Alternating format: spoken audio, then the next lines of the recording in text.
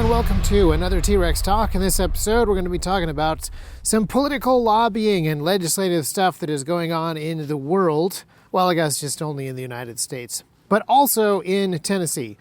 One of the things that we're going to be doing next week is we're going to be going to the Tennessee Capitol in Nashville, and we're going to be talking to legislators on a number of subcommittees and full committees about a number of gun control bills and anti-gun control bills. Pretty much all of the good gun freedom bills that we have in the legislative session this year are going to be heard on March 7th, which is a Tuesday. And so a bunch of us are going to go sit in on those subcommittees and committees, talk directly to those guys. So I'll be there. Some other folks will be there. We'll be handing out hats. We'll be handing out signs. So if you're in the area, you can swing by. And I'll try to link to some details as to how you can find the place and get in and stuff like that in the show notes below. But there's a lot of stuff that's going on in other states as well. A lot of gun freedom and a lot of anti-gun freedom stuff. And essentially, we've talked about this quite a bit before, it's a really simple metric. The states that have been taking freedom away are continuing to take freedom away. And the states that have been getting more free in different areas are adding a lot more gun freedom. So Texas is on the verge of legalizing campus carry. Same with West Virginia. These are bills that are going to pass. These are bills that are going to be signed by the governors. These are bills that are going to be law in these two states. And then there's South Carolina, which is going to have some level of constitutional carry, and Florida that's going to have some level of permitless carry. But there is a difference between constitutional carry and permitless carry, because I would argue that constitutional carry is a total absence of any level of restriction from the government, and permitless carry just allows you to carry a gun without a permit, but still has a whole bunch of different restrictions and provisos and things like that. So Tennessee is a good example of a state that has permitless carry, but I would argue not constitutional carry. That being said, constitutional carry is a much better marketing term for people on the right than permitless carry, even if it's not strictly accurate. And so this is one of those things where it's actually difficult to describe exactly what you're talking about with people that use the label differently. So many different news outlets are talking about those two states getting constitutional carry. A lot of people are pointing out that it's merely permitless carry. People in the middle kind of confused as to what's actually going on and what it will actually allow. And then apparently, according to our friend Matt at Fudbusters, there's a bunch of weird stuff about the bill that is actually going to do the permitless carry in Florida. There's a whole bunch of weird bits of code in that bill, which is not surprising to me, because that's how legislation works everywhere, not just in Florida. And I want to talk a little bit about that in a minute, just kind of the way that legislation works, the way the changes to legislation works, the difficulty in making it work well. But I want to mention, while we're on the subject of Matt, he is someone who has a lawsuit against the ATF.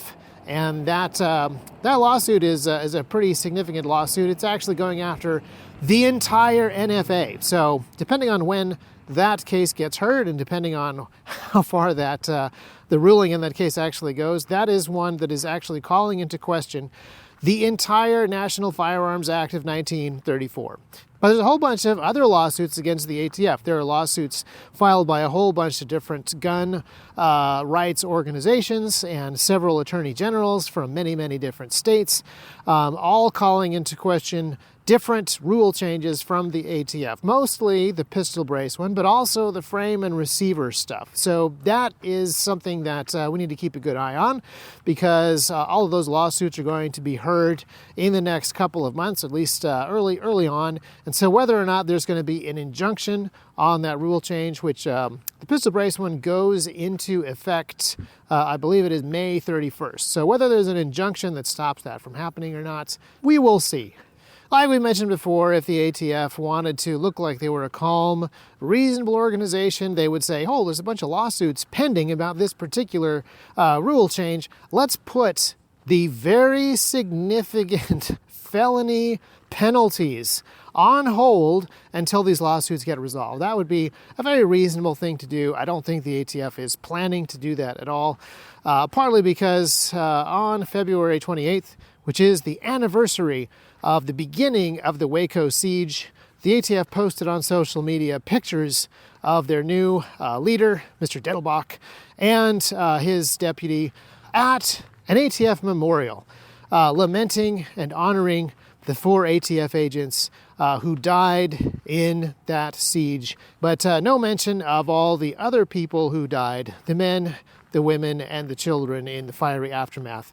And the comments on that particular social media post were also pretty fiery. And it was interesting to see that there were something like 400,000 people who had seen the post and less than 200 likes. So that is a pretty impressive ratio.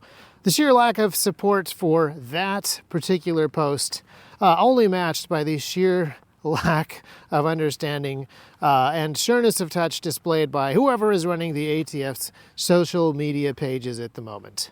But let's get back to the legislation. There's a whole bunch of legislation that is pending at the state level and at the federal level, and at least at the state level in Tennessee. It's a very complicated process to actually deal with the laws that are on the books, let alone the laws that you are trying to pass or the code that you are trying to prune back. It's very hard to actually figure out what all of these bills are going to do, particularly when there are things like constitutional carry or permitless carry bills that touch large amounts of existing criminal code and change things that are referred to elsewhere in the code. Legal code is a lot like computer code. We talked about this a little bit in a YouTube video back when Tennessee's permitless carry was being discussed a couple years ago. And Tennessee has a lot of code. The TCA is about 2 million lines of code. If I had to guess, based on just the page count of all of the books, which means there is just a ton of stuff written down and explained rather poorly and referred to by other parts of the code. And so it is a pain to try to change this stuff and figure out exactly what those changes are going to do and how those changes are going to be interpreted by, say, the judges, who eventually hear cases based on these particular bits of code. And the complexity of this process also results in a fair amount of confusion across a whole bunch of different groups. First of all, it makes things rather difficult and confused for gun rights organizations that want to accomplish good, positive changes. So I'm not going to give any specifics, but I am aware of several gun organizations in a few different states who are trying to accomplish the exact same end goals, and they disagree on the best way to go about that, which is not that big of a deal.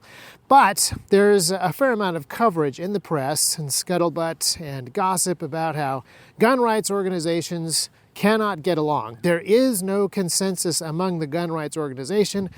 There is no understanding whatsoever about what they are trying to do. It's just a whole bunch of NRA guys getting paid to cause trouble, and there's absolutely no legal standing for what they're trying to do. This is obviously not the case. But there is a fair amount of consternation sometimes between different groups who are trying to figure out the best way to accomplish goals that they do have in common. And goals that they have in common because there are constitutional principles that are clear and held in common.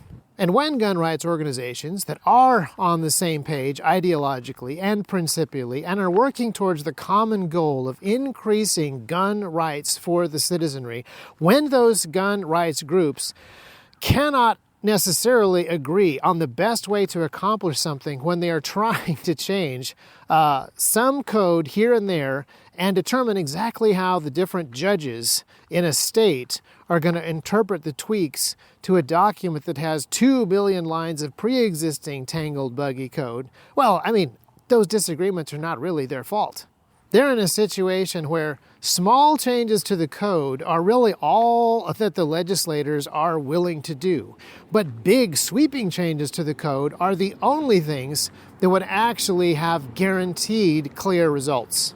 I'm thinking of one bill in specific here in Tennessee, and I'm not going to give any particulars because this is a bill that is still in flight, and everyone who has weighed in on this bill are friends of mine, but all of the friends of mine that have weighed in on this bill have pointed out 3 different ways that we could accomplish our goal. And different groups have pointed out that each of those 3 different ways has some very significant weaknesses. There are ways that that bill, or the language that it implements, or the changes that it would apply to the original code that is on the books, could be misinterpreted by various judges in a way that actually does more harm than good.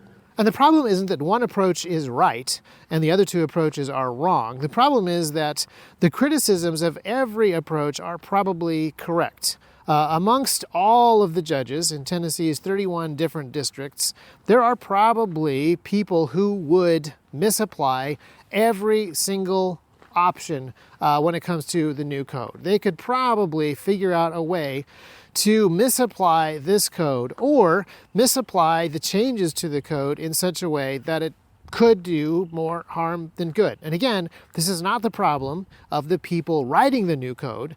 This is the problem with the old code that is already there. This is a problem with the way that that old code is going to be interpreted by judges who are going to be reviewing these cases in the future.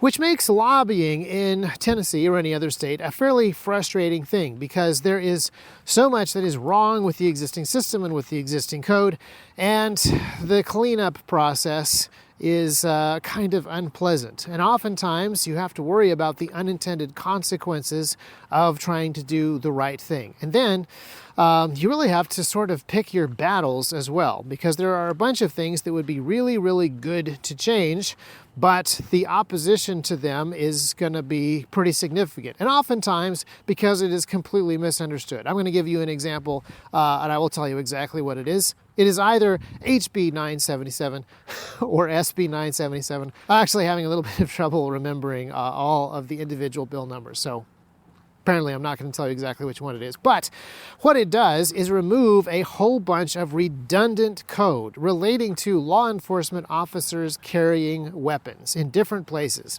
And there's a bunch of reasons to remove redundant code. There's a bunch of reasons to try to take that 2 million lines of Tennessee annotated code and trim it way, way, way down to something that is clear, that is understandable, and that does only what the state of Tennessee should do.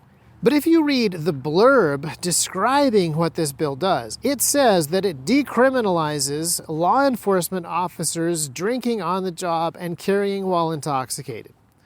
This is not what the bill does at all. This bill does indeed remove code that relates to Tennessee law enforcement officers being intoxicated while carrying, but it doesn't legalize this because there are other places in the Tennessee code that prohibit people from carrying firearms while drinking. So removing a redundant line of code in Section A does absolutely nothing to legalize something that is still prohibited in Section B or C or 39 or whatever it actually is. I am not up to speed on all 2 million lines of code. And the sheer unwieldy nature of the existing code and the process of making changes to the existing code and figuring out exactly what that will entail, and the necessity of describing all of that stuff to all of the legislators and their aides who are looking at a whole bunch of other bills every single session is pretty daunting. The whole thing kind of reminds me of a home remodel project where you've got to figure out, is this building worth fixing up a little bit here and a little bit there, or do we need to gut this thing down to the studs and start not completely from scratch, but massive reconstructions of everything that isn't foundational? And you got to remember that this decision is being made about a structure that you're living in at this exact moment. And not just you, but all of your friends and neighbors. That's why when I talk to different people about different strategies of political involvement and political change and legislative lobbying and the judicial stuff that is going on, I am almost as conflicted as all the other gun rights organizations are themselves. I can see a tremendous amount of value in the small victories that we are obtaining. And I can see a tremendous amount of value in big sweeping changes that take us back to more foundational stuff. I can see the danger in trying to move the needle too fast, and I can see the danger in small fiddly changes that leave behind a whole bunch of legacy code that doesn't really connect to stuff and could potentially get a lot of people in trouble. I can see all of the sides of these arguments. I can see a lot of strengths and a lot of weaknesses, and I don't particularly enjoy trying to make decisions when things are that muddled. But what is pretty clear is the needle is indeed moving in a very specific direction. There's legislation that we did not get passed last year because it tried to move the needle too much. A great example of this would be lowering the carry age from 21 to 18. We had pretty good support for that bill in the House, but we weren't able to get it through the Tennessee Senate. That bill was completely squashed in the year 2022. However, the other thing that happened in the year 2022 was the Supreme Court decision on Bruin. And shortly after that decision, people filed lawsuits in different states. The state of Texas was forced to allow 18-year-olds to carry, and a recent decision in the state of Tennessee did exactly the same thing. So while we were not legislatively able to get carry permits for 18-year-olds, a judge has forced Tennessee to do that just in the last couple of months. So the needle is moving in the correct direction, and there are more tools pushing it in those correct directions. So I am very encouraged, even though sometimes it feels like the going is slow and difficult. And even though we do have disagreements and arguments about the best way to move the needle, I do think that there is increasing unity among the people who are pushing for gun rights. And I want to give you an example from David Hogg. If you don't know who David Hogg is, he's a 20-year-old Floridian, and he is known as a survivor of the Parkland, Florida school shooting. Although at this point it is still not exactly clear where he was during the shooting. But he has become a relatively prominent gun control activist since then, and he had a couple of interesting tweets this last week. In the first tweet, he said, "You have no right to a gun because you are not a militia. When you're talking about your Second Amendment rights, you are talking about a state's right to have what is today the National Guard. The modern interpretation of the Second Amendment is a ridiculous fraud pushed for decades by the gun lobby." And we know that this is not actually true. There's a whole bunch of reasons why the Second Amendment refers to individual rights, not group rights. There are recent and not so recent Supreme Court rulings that verify this. There are legal scholars that have written about this. And then there are, of course, the things that the founders wrote about the Second Amendment themselves. And there are all the militia bills and militia laws that they passed shortly after the War for American Independence that describe what the Second Amendment is for and who the militia is and so forth. And even today, this idea that David Hogg pushes out that says that you are not a militia is ridiculous. Current, existing federal code says that you are in the militia if you are a male of a certain age who is not a member of the existing armed forces. Which means that statistically, if you read David Hogg's tweet saying that you're not a militia, you actually are in that unorganized militia. But his second tweet is kind of interesting, where he says, "We need to stop using the NRA's talking points and false interpretation of the Second Amendment that they have been pushing for decades. Their version of the Second Amendment is younger than I am."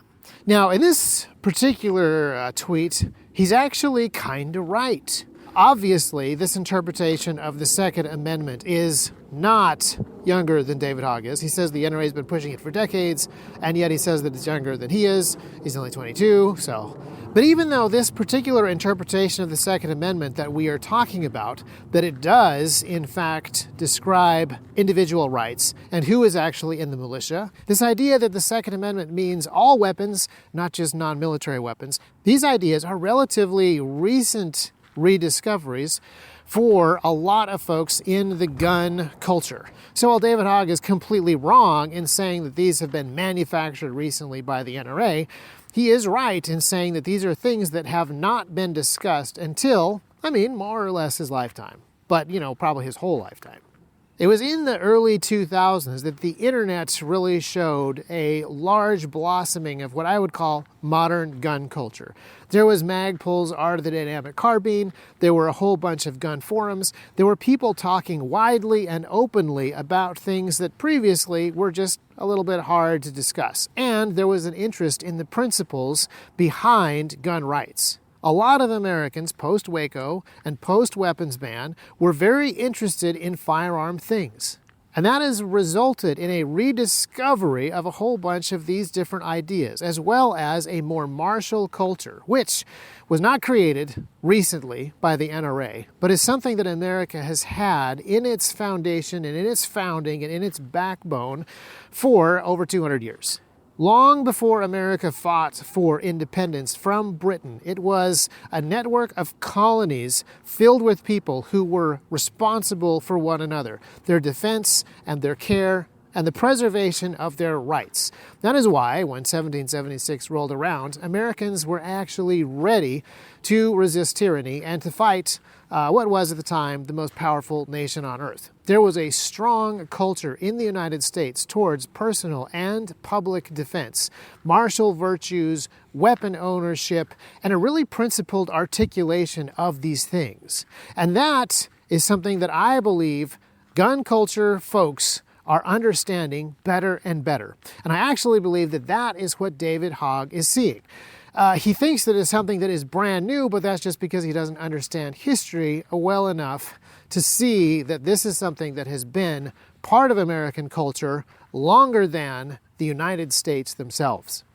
So kudos to him for what I think is probably actually a fairly solid observation, just without any of the context. But this is a fascinating development that has happened during David Hogg's lifetime, a rediscovery of these really important principles, and we can see that a large group of people are taking these principles seriously. We can see that in Supreme Court decisions, we can see that in legislative changes, we can see that in the way that the needle is moving for the future. So even though there is a lot of work to do, and the cleanup is difficult, and there's 2 million lines of Tennessee code that need to be gone through by somebody, and a lot of them just need a lot of cleaning up, I think we're on the right track. So hopefully we will have a really good day at the Capitol on March 7th. Some of you may be able to join us, and we'll see what happens there. I'm looking forward to it. Well, that's not entirely true. I don't really enjoy spending time at the Capitol, but I'm looking forward to seeing some of you guys, and I am looking forward to continuing this conversation with a number of representatives that are trying to do the right thing and really understand some of the principles that we are trying to defend and regain for the citizens of the United States and elsewhere. Thank you so much for listening to this podcast. The next episode may even have an update on how things went in Nashville.